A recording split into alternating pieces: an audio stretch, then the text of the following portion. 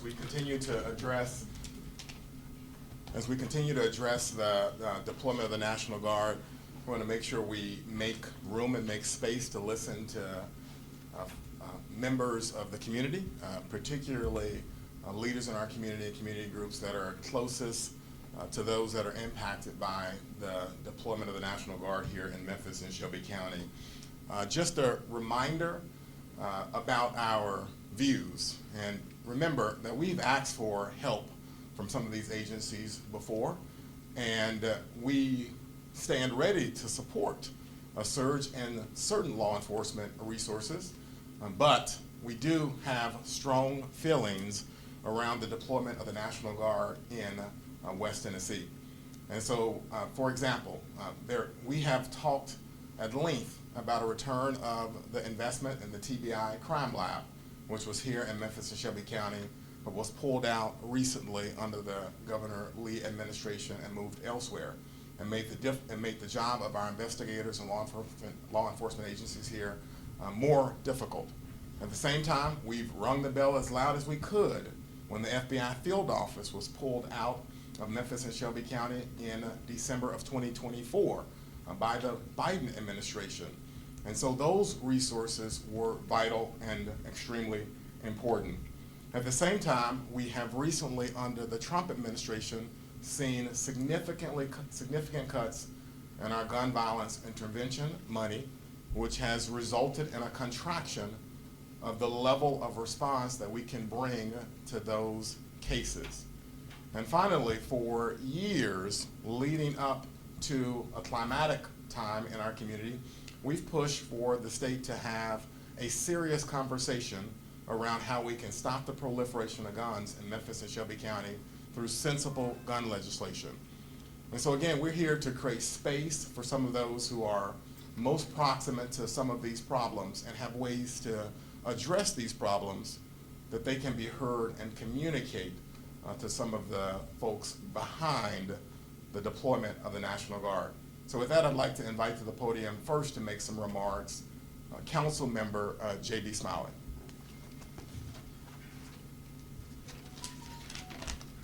Thank you, Mayor Lee Harris. So I don't think we can say it enough times. So I'm going to say it again here today, and I'll be very direct.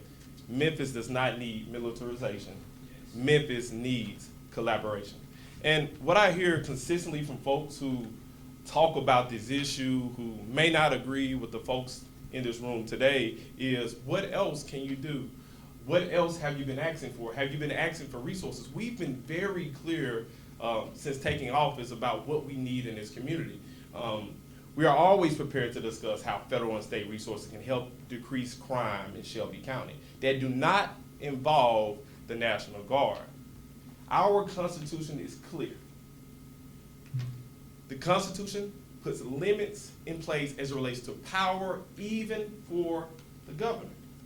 And we talk about resources. These include the TBI Crime Lab, the return of the FBI field office, restating the federal gun intervention funds, and passing sensible gun laws at the State House to prevent proliferation of guns in our community. If you remember not too long ago when myself, with Councilmember Jerry Green and Councilmember Dr. Warren, we spoke specifically about stopping the proliferation of guns in our community. We spoke specifically about passing sensible gun laws, but those pleas not only went on deaf ears, the state spoke specifically and said if we continue to talk about passing sensible gun laws in our community, they would take resources from our community. I find it quite odd that now that we're talking about reducing crime in Shelby County, they want to pretend like they care about us. They have not shown up in this community any day. When they talk about resources, they have not provided more resources for sensible gun laws. When we talk about bringing more resources into our community, they have simply turned a deaf ear. Now there's a gentleman who occupies the White House. They want to pretend like he cares about black and brown communities. They want to do something. Show up. Show up in a way that provides tangible benefit for the people of Memphis and Shelby County. Most recently, the Shelby County voters voted overwhelmingly in support of sensible gun laws. Did the state do anything? Did the federal government do anything? They have not done anything for the people of Memphis and Shelby County.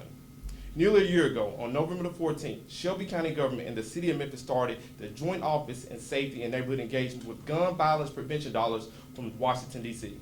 Pam Bundy has since called those grants wasteful. I'm gonna tell you why. She's not trying to save lives in the city of Memphis. They're pretending like they care about us. I'm tired of pretending. Do something for the people of Memphis and Shelby County. Provide us the resources we need so that we can take care of the folks in our community. Provide us the resources needed that we can support schools. Provide us the resources needed so that we can pass sensible gun laws in our community. But not only that, we have testimony from the Hill 901, the fact that they lost $1 million in funding. Below is an approved quote from Hill 901, so I'm gonna read it to you. This has been a very difficult time for Hill 901. We lost $1.5 million in April due to the Department of Justice funding cuts. Those funds have helped Hill 901 get in the middle of violent crime by intervening and bringing those involved together in mediation. I now have to travel constantly to seek other funding sources to maintain the pivotal work that has already begun through this organization. Now, there's this thought that the city of Memphis, the folks in Shelby County cannot govern themselves. I just want to put you to the facts. The facts are the city of Memphis has experienced a significant decrease in crime. In fact, a 20-year low in 2025. This is much before there's any talk about the National Guard. If you want to help us, provide us resources to support infrastructure. Provide us resources so we can continue doing good work when it comes to crime intervention. Provide us resources so that we can support our schools. Provide us resources so we can do our job, which is to provide for the general welfare of this people. Thank you so much. So I couldn't have said it better. So yes, Attorney General Bundy was wrong when she said that those resources were wasteful on gun violence intervention money. We could use that right here in Memphis and Shelby County. We'd love to see that funding returned. At this time, we'd like to turn the podium over to a few folks that have been, working and on the ground that deserve to be part of the conversation. And so I'd like to invite up to the podium G.A. Hardaway, longtime legislator, General Assembly. G.A.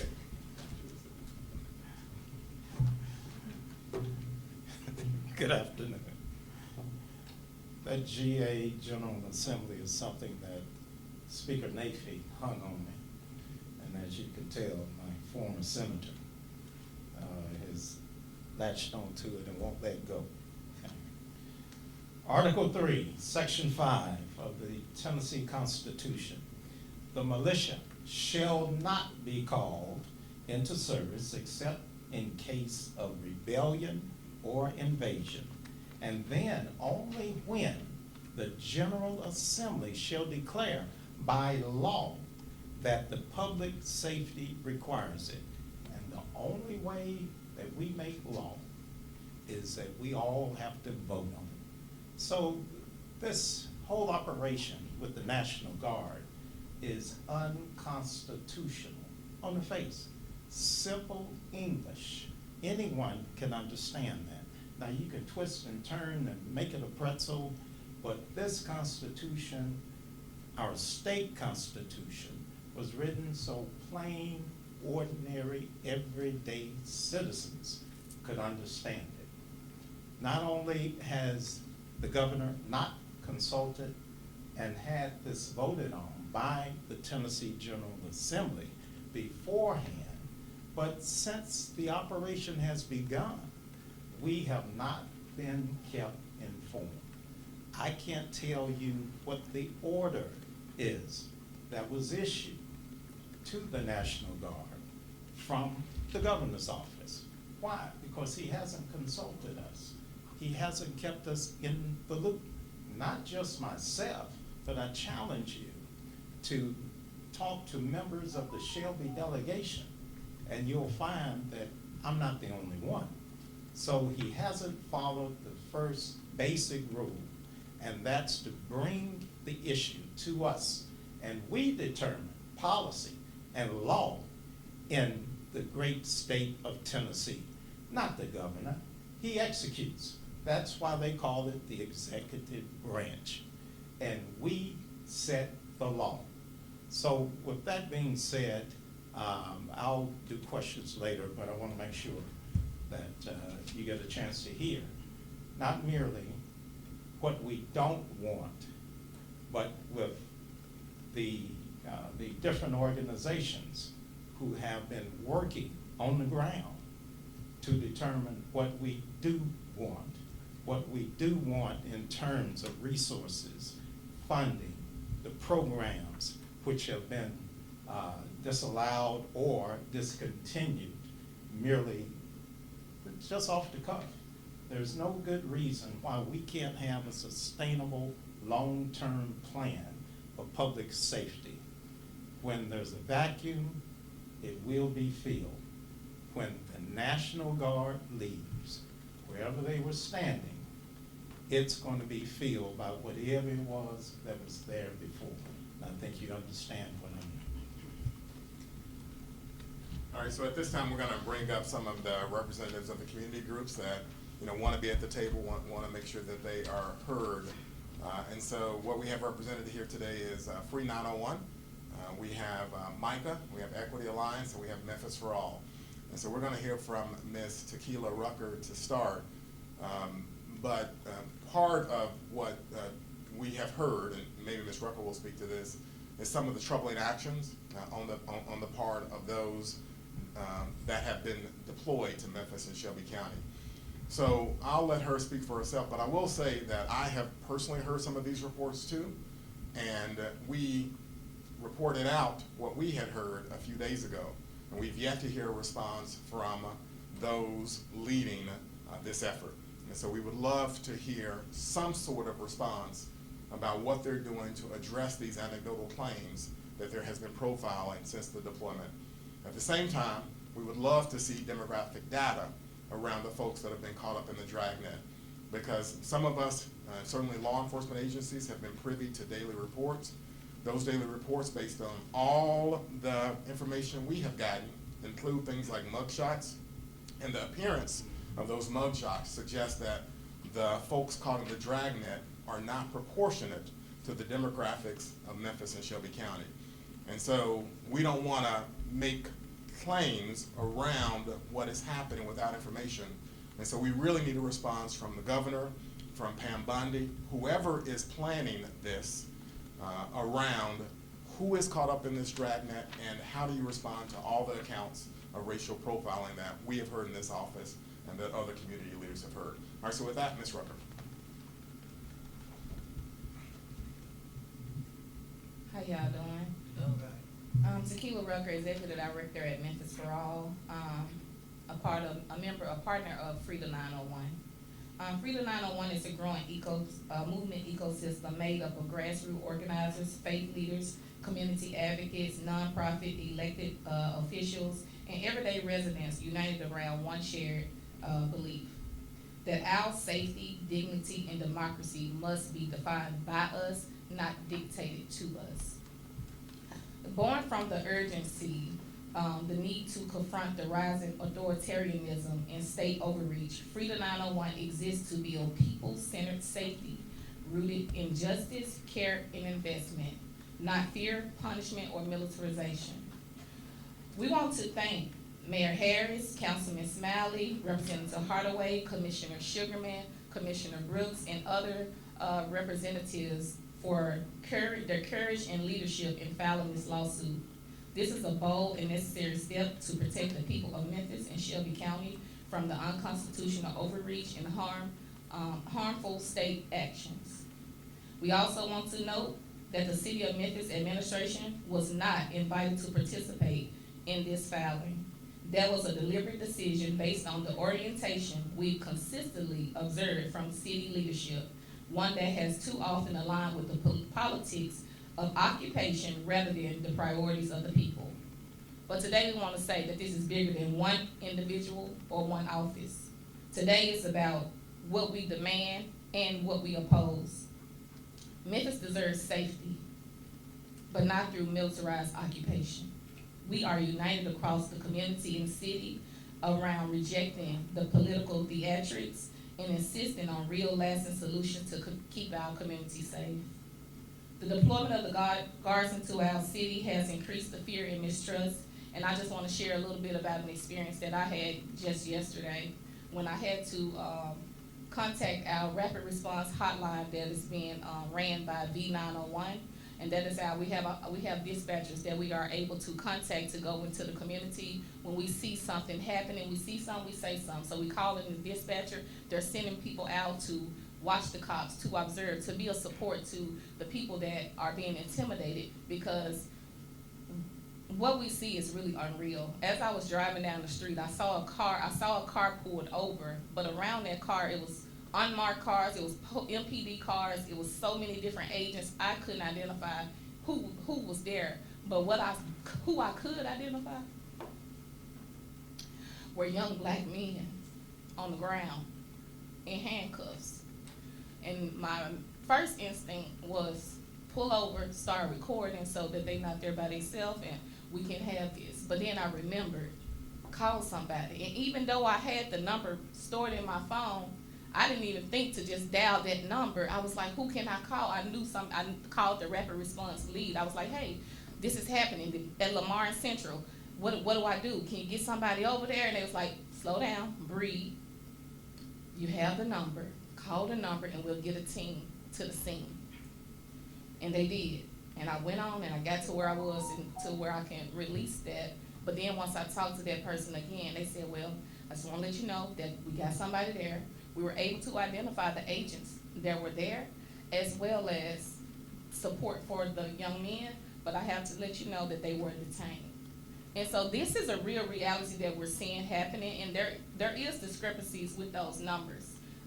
What we have on file as it relates to what we see with dispatch versus what the media is out portraying, it is not consistent, it's inaccurate, and we do need detailed reports outlining this information. And so I'll leave you all with that. And again, this is unconstitutional, and we are not going to accept this, and we need everybody to understand the sense of urgency that we all are faced with in this moment. And just for background on that, one of the points, you made a bunch of points. There was some reporting in the Daily Memphian that the city of Memphis opted out of litigation. That is not true. There was no option given to the city of Memphis. And so that was just reported in error in the Daily Memphian and a report by Sam Hardiman. At this time, we'd like to invite to the podium Mr. Caldwell. Mr. Caldwell is Executive Director of MICA.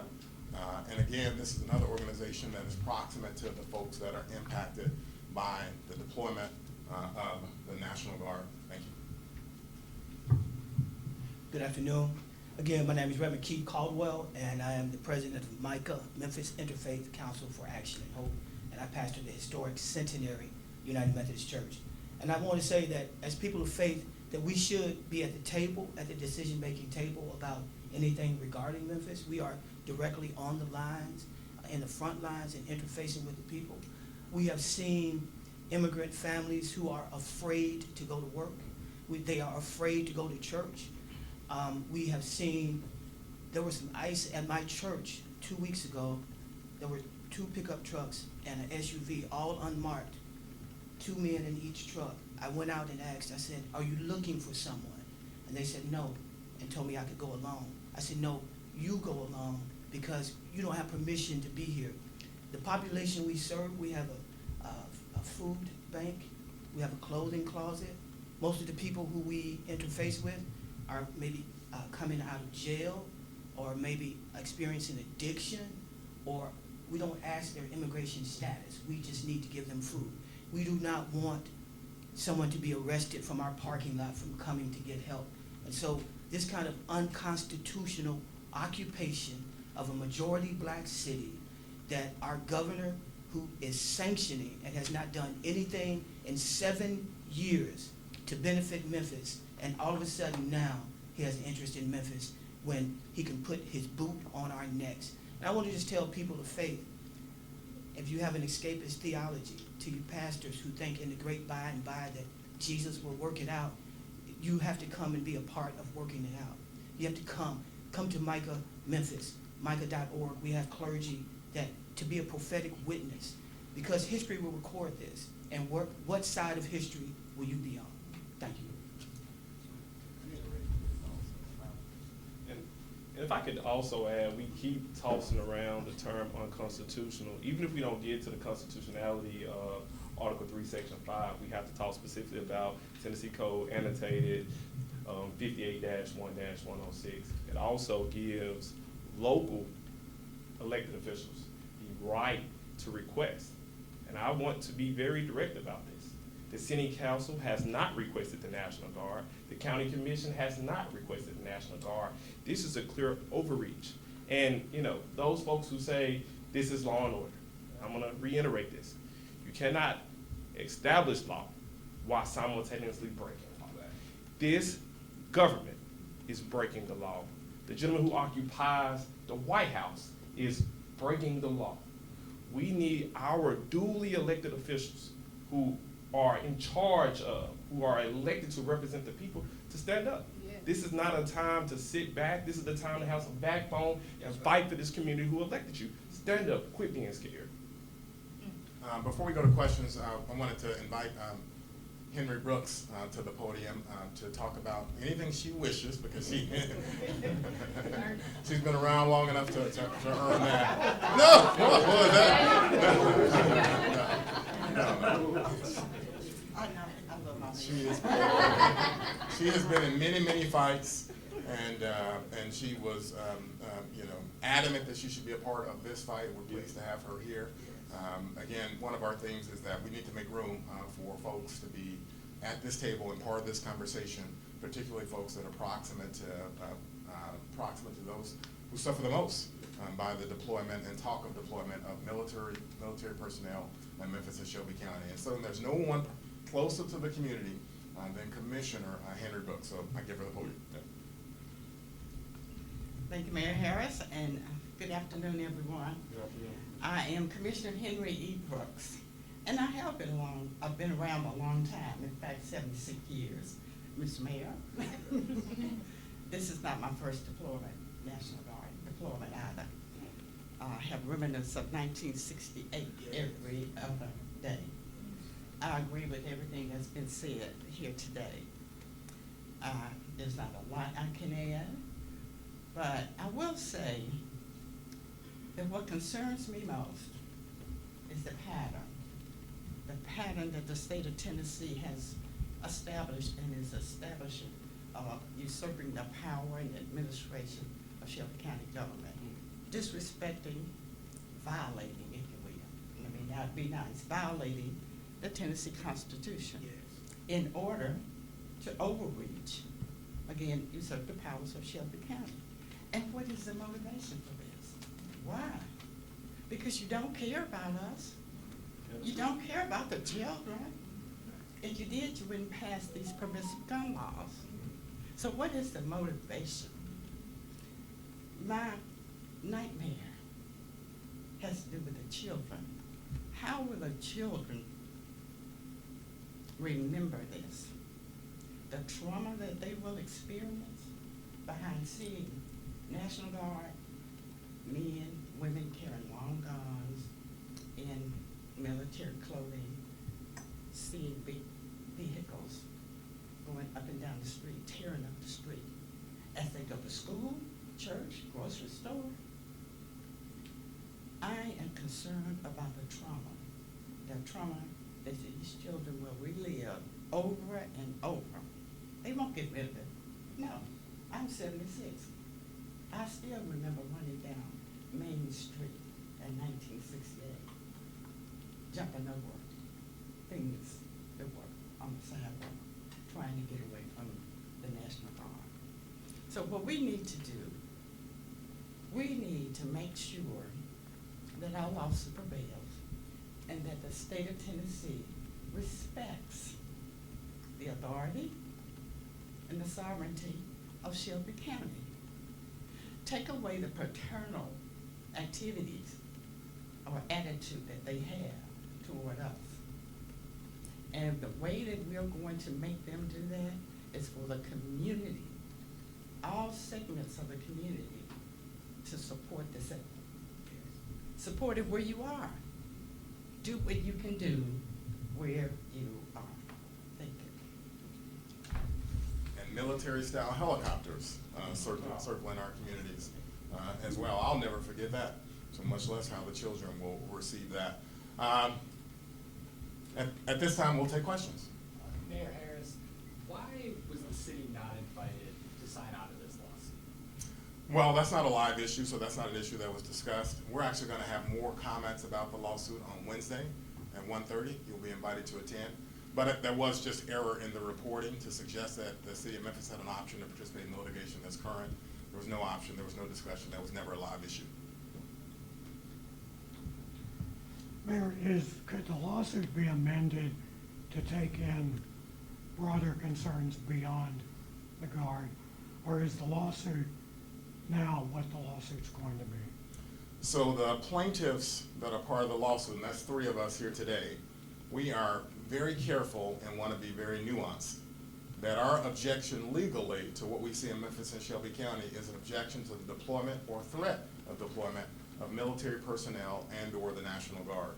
And so our lawsuit is not about the other agencies.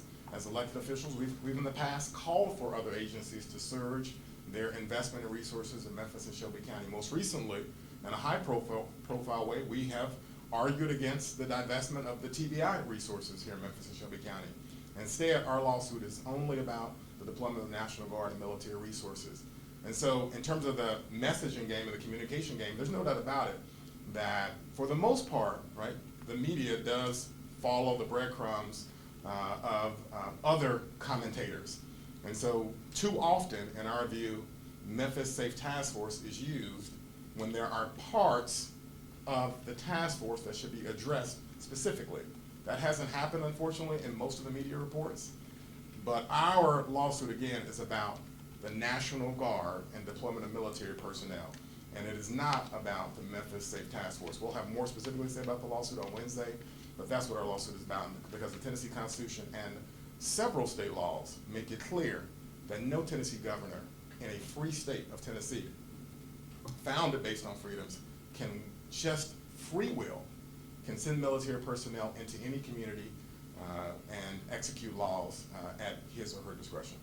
Does them not granting the preliminary injunction last week, do you think that is an indication of what will happen November 3rd?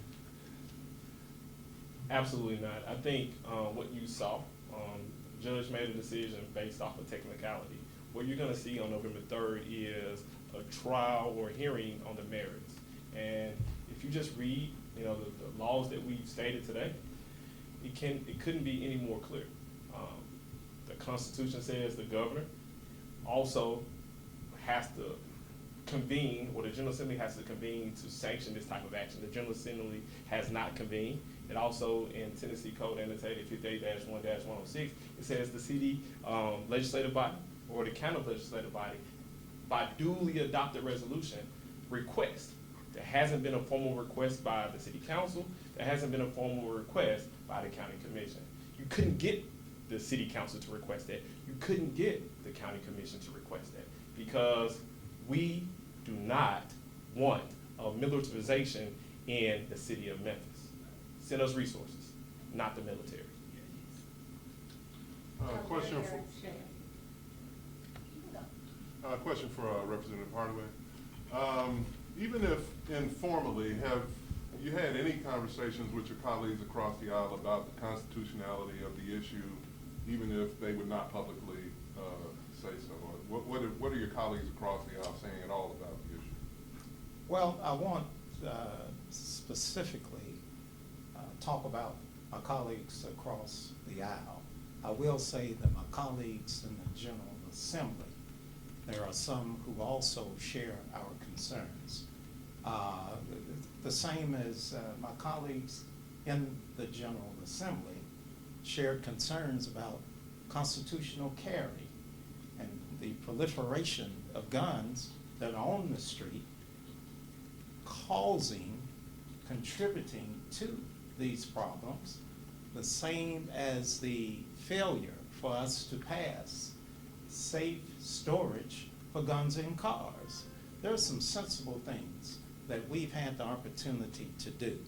What I find ironic is when we finally decide that teenagers, that those under 25, don't have a fully developed brain, we turn around and say you could be 18 years old and carry a long gun walking down the street without having any kind of instruction, without having any type of licensing requirement.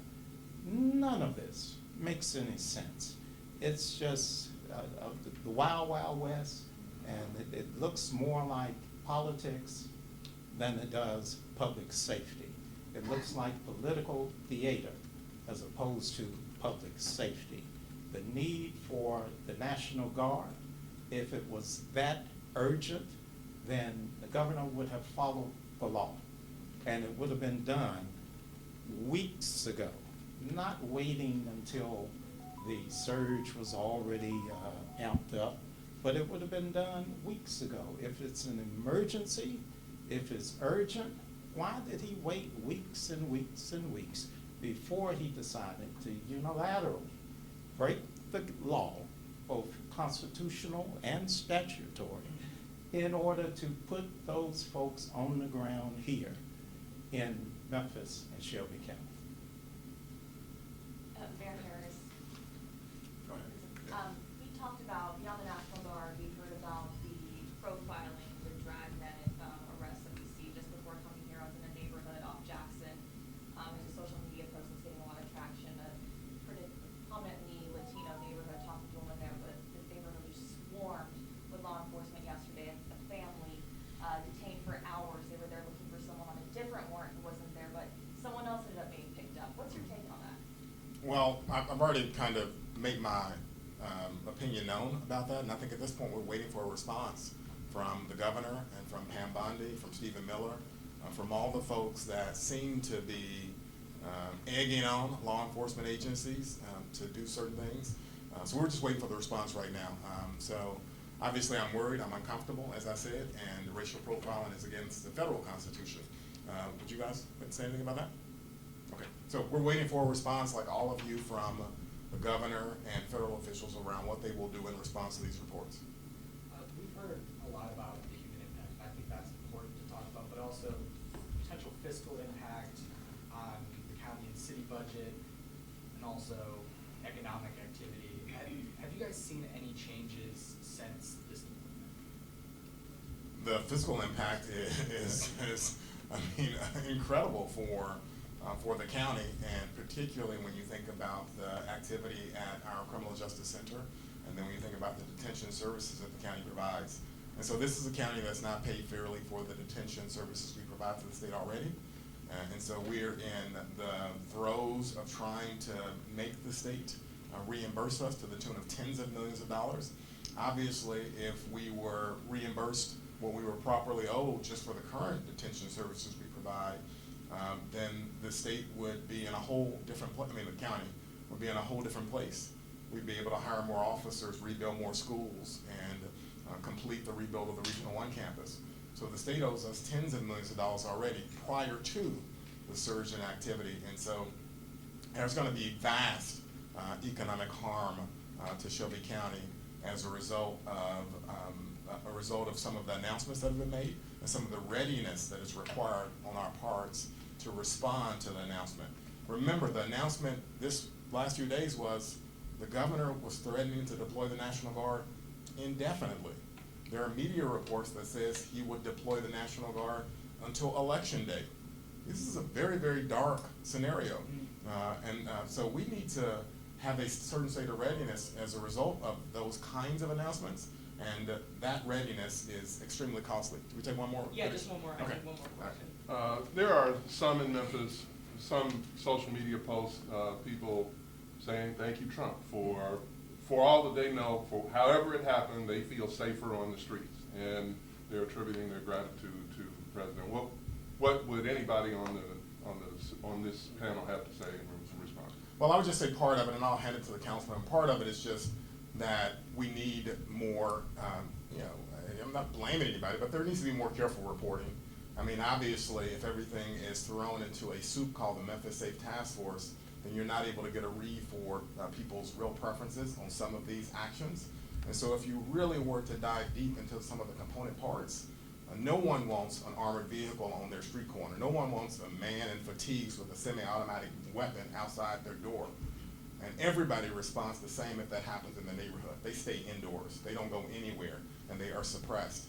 And so I would say, yeah, if you are uncareful with how you communicate what's going on, they're gonna be in favor of it. If you refer to it as, reducing crime instead of reducing activity, suppressing activity, they're gonna be in favor of it. But if you really were to be careful about what you communicate to folks, do you want a military-style helicopter circling your block? Do you want to go out and vote on election day in 2026 with armored individuals all around the polling precincts? I think you'd get a different answer, but we haven't seen that kind of nuance in the reporting yet, and so I think that's what's happening. And we're trying as best we can to respond to that platform as best we can, but obviously we don't have as big of a megaphone as the governor or Donald Trump, but we're trying as best we can. Go ahead, Councilman. And to add on to that, I'm gonna tell you who's not saying thank you. The small businesses who are in downtown Memphis. The small businesses who are throughout this county. I'm gonna tell you who else is not saying thank you.